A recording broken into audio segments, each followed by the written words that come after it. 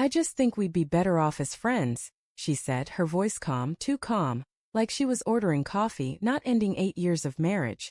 Her name was Claire. And that sentence shattered something inside me I didn't even know was fragile.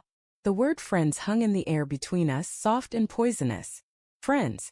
As if that could erase the nights we held each other when the world felt too heavy. As if friendship could replace the memory of her trembling, "I love you." When we were broke and building everything from nothing. I stared at her across the kitchen table, the same one we'd built together, sanding the wood until it felt like home. Friends. I repeated, my voice barely recognizable. She nodded, eyes red but dry.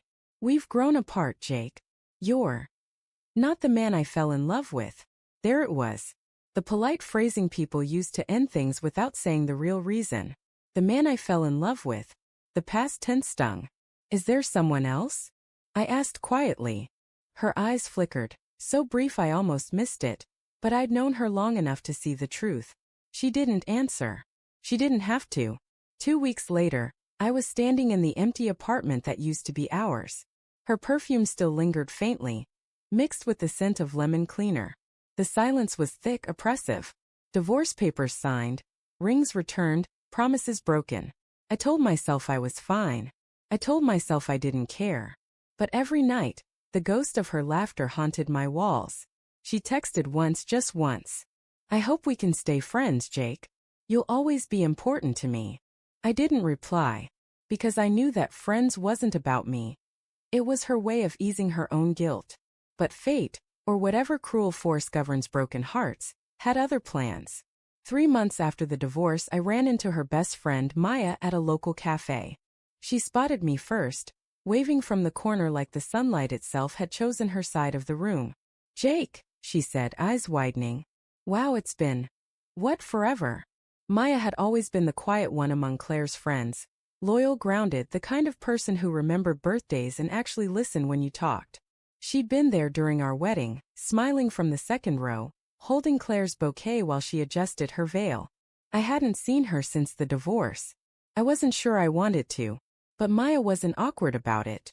She didn't dance around Claire's name or offer pity. Instead, she just said, "You look thinner. Eating properly?" That simple question broke something open in me. Because no one else had asked how I was doing. They either took Claire's side or stayed silent. But Maya? She looked at me like I was still human. Trying, I admitted. We talked for hours that day. About everything, music, work. The strange quiet that comes after heartbreak. She made me laugh again, something I hadn't done in months. When she left, she said softly, "Don't disappear again, okay?" I promised I wouldn't. Over the next few weeks, we started meeting more often, coffee on Sundays, long walks along the river, sometimes late-night calls when sleep refused to come. It was easy with her. No judgment, no pretending. One night, sitting in her car after watching an old movie, I said, "You know, Claire always used to say you were too good for most people." Maya chuckled. "Yeah, well, she said that about you too." That silence afterward was thick with unspoken things. She looked at me, her eyes soft and searching. "You still love her, don't you?" I thought about it. The truth was complicated. "I love who I thought she was," I said finally. "Not who she became." Maya nodded. "That's fair." She didn't push.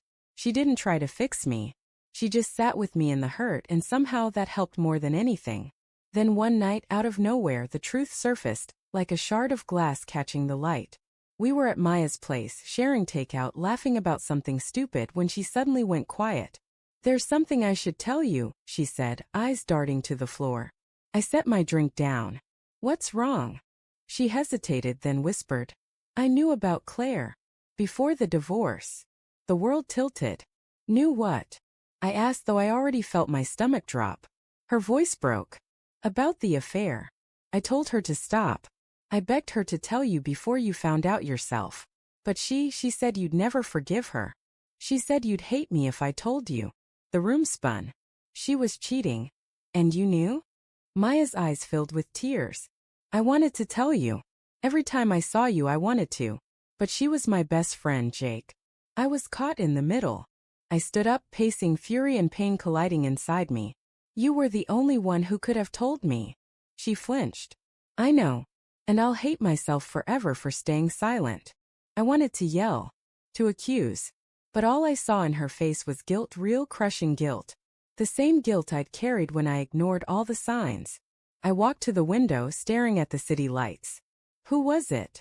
I finally asked. She hesitated. A guy from her office. Daniel. The name felt like poison on my tongue. After that night, I didn't talk to Maya for weeks. She texted me once. I'm sorry. For everything. I didn't respond. I couldn't. The betrayal felt too tangled. Hers, Claire's, my own blindness. But time, as cruel as it is, softens even the sharpest wounds. Months passed. I started sleeping again, working again, laughing again, small victories but real ones. And then one day Maya showed up at my door. I'm moving away, she said. New job. New city. I wanted to say goodbye properly. There was something final in her tone that made my throat tighten. I nodded. You deserve that fresh start. She smiled faintly. So do you. There was silence, heavy, unfinished. Before she left, she said softly, for what it's worth, she's miserable now. The guy cheated on her too. I didn't ask how she knew. I didn't need to. Life has a way of evening the scales. Weeks after she left, I got a letter. Actual pen and paper in her handwriting. Jake, I don't expect forgiveness. But I hope you know despite everything I cared. Not out of guilt but because I saw who you were under all that pain. I hope you find someone who doesn't just say they love you, but chooses you every day. You deserve that. Maya. I sat there for a long time holding that letter. And for the first time in years I didn't feel anger. Just peace and maybe something like gratitude. Because in the wreckage of one betrayal, I'd found something unexpected. Honesty. The kind that hurts but heals too. Months later, I was at the same cafe where Maya and I first met after the divorce. The place hadn't changed, but I had. Claire walked in. I almost didn't recognize her. Thinner, quieter, her smile forced. When she saw me, she froze. Jake, she said softly. You look good. I nodded. You too. We made small talk, awkward, polite. Then she said it again, the same words that had started it all. I hope we can stay friends. I smiled faintly. I already have a friend, I said, standing up. And she's nothing like you. Her expression fell. I walked away before she could respond. Outside, the air was crisp, the world quiet. I thought of Maya, of her laugh, her honesty, her goodbye letter. And for the first time, the memory didn't hurt. Claire had asked to stay friends after the divorce. So I did. Just not with her.